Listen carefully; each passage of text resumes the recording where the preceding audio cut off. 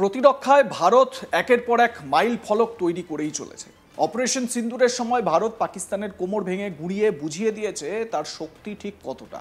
এবার ভারতের মুকুটে আরও একটা পালক জুড়ল, যাতে করে বেঈমান পাকিস্তানের পা থরথর থরথর করে কাঁপছে।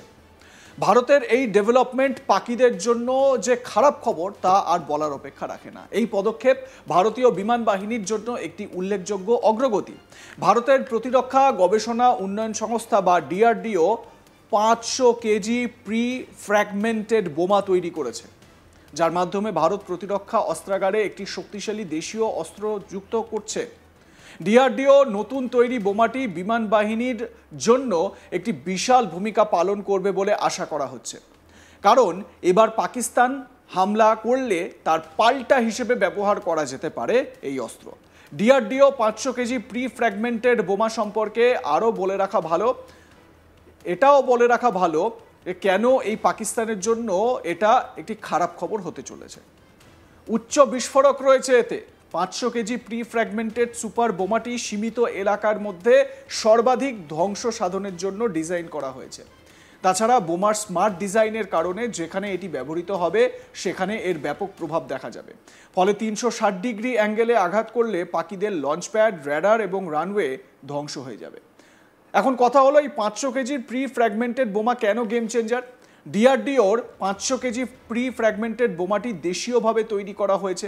এটি খুবই সাশ্রয়ী। এটি সুখোই 30, MKI, মিরাজ 2000 এবং তেজাসের মতো ভারতীয় যুদ্ধ বিমানের সঙ্গে নিরবিচ্ছিন্নভাবে সংহত করার জন্য তৈরি। ডিআরডিও মানবহীন আকাশযানের সফল উড়ানো পরীক্ষা করেছে, যা ভারতের প্রতিরক্ষা সক্ষমতা বৃদ্ধির আরেকটি বড় পদক্ষেপ। প্রতিরক্ষা গবেষণা ও উন্নয়ন সংস্থা অন্ধ্রপ্রদেশের কুর্নুলে ন্যাশনাল ওপেন এরিয়া রেঞ্জ বা NOAR টেস্ট রেঞ্জে মানবহীন আকাশযান দ্বারা উৎক্ষেপিত প্রিসিশন গাইডেড মিসাইল V3 এর ফ্লাইট পরীক্ষা সফলভাবে সম্পন্ন করেছে। এই ক্ষেপণাস্ত্রটি আগে ডিআরডিও দ্বারা সরবরাহ করা ULPGM V2 ক্ষেপণাস্ত্রের একটি উন্নত সংস্করণ। সরকারি বিজ্ঞপ্তি অনুসারে ULPGM V3 একটি high definition dual channel seeker দিয়ে সজ্জিত, যা বিভিন্ন ধরনের লক্ষ্যবস্তুতে আঘাত হানতে সক্ষম। এটির ব্যবহার করে সমতল এবং উচ্চতার এলাকাগুলি চালানো যেতে পারে। এটিতে দিন রাতের ক্ষমতা এবং উৎক্ষেপণের পরে লক্ষ্যবস্তুতে আঘাত করার জন্য এটি দ্বিমুখী ডেটা লিঙ্ক রয়েছে। প্রসঙ্গত, ওড়িশার চাঁদিপুরে ডক্টর APJ কালাম দ্বীপ থেকে সফল পরীক্ষা হলো দেশীয় প্রযুক্তিতে তৈরি ব্যালিস্টিক ক্ষেপণাস্ত্র প্রলয়ের। প্রতিরক্ষা মন্ত্রকের তরফে জানানো হয়েছে, প্রতিরক্ষা গবেষণা ও উন্নয়ন সংস্থার বিজ্ঞানীরা সোমবার এবং মঙ্গলবার 2 দফায় ক্ষেপণাস্ত্রটির সফল পরীক্ষা সম্পন্ন করেছেন।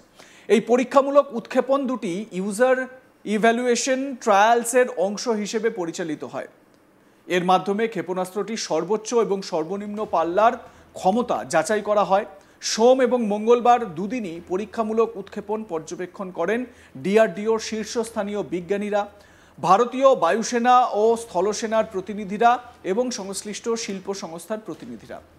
প্রতিরক্ষা মন্ত্রক জানিয়েছে, উভয় উৎক্ষেপণই মিসাইলগুলি নির্ধারিত গতিপথ যথাযথভাবে অনুসরণ করে অত্যন্ত নির্ভুলভাবে লক্ষ্যবস্তুতে আঘাত হানে এবং সকল পরীক্ষার জন্য বা পরীক্ষার উদ্দেশ্য পূরণ করে।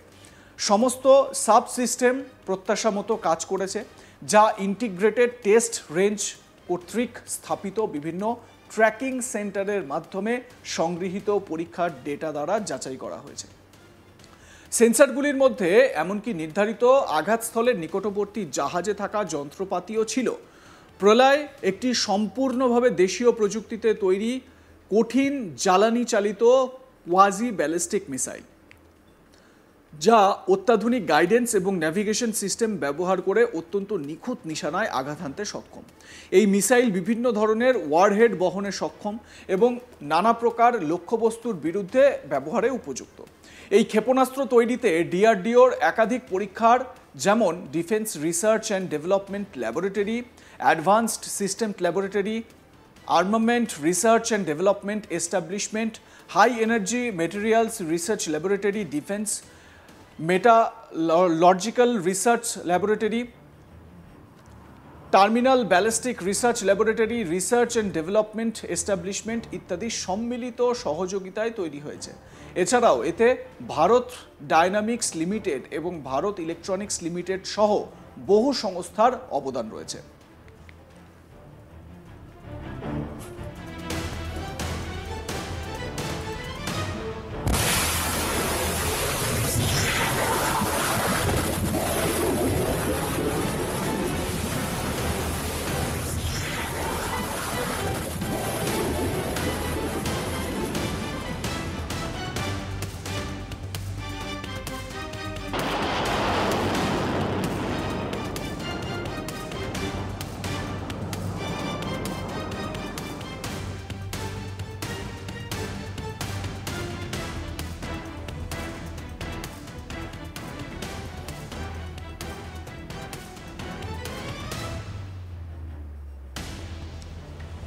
প্রসঙ্গত, প্রলয় ব্যালিস্টিক ক্ষেপণাস্ত্র 150 থেকে 500 কিলোমিটার পর্যন্ত দূরত্বে আঘাত হানতে সক্ষম।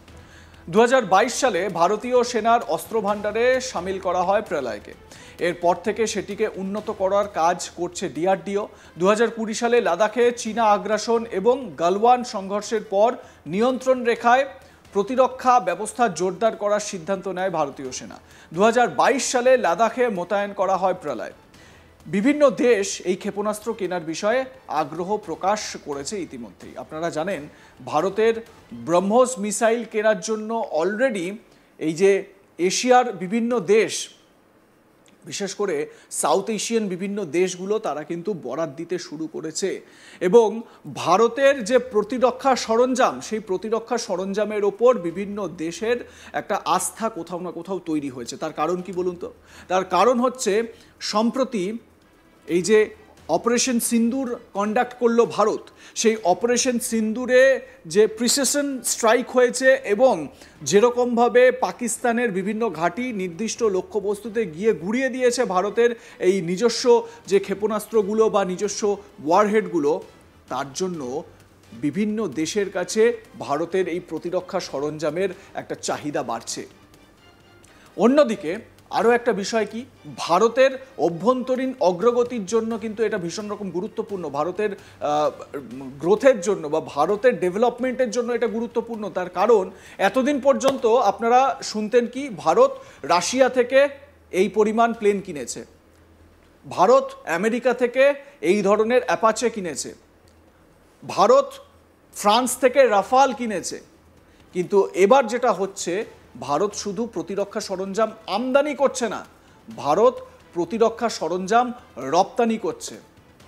এবং এই রপ্তানি করার জন্য যেটা হচ্ছে, ভারতের যে দেশীয় প্রযুক্তিতে তৈরি জিনিস বিশ্ব মার্কেটে যাচ্ছে। আপনাদের মতামত কি এ বিষয়ে? জানাতে থাকুন, দেখতে থাকুন আজ তাক বাংলা। সাবস্ক্রাইব করুন আমাদের ইউটিউব চ্যানেলটি, বেল আইকন প্রেস করুন নোটিফিকেশন পেতে।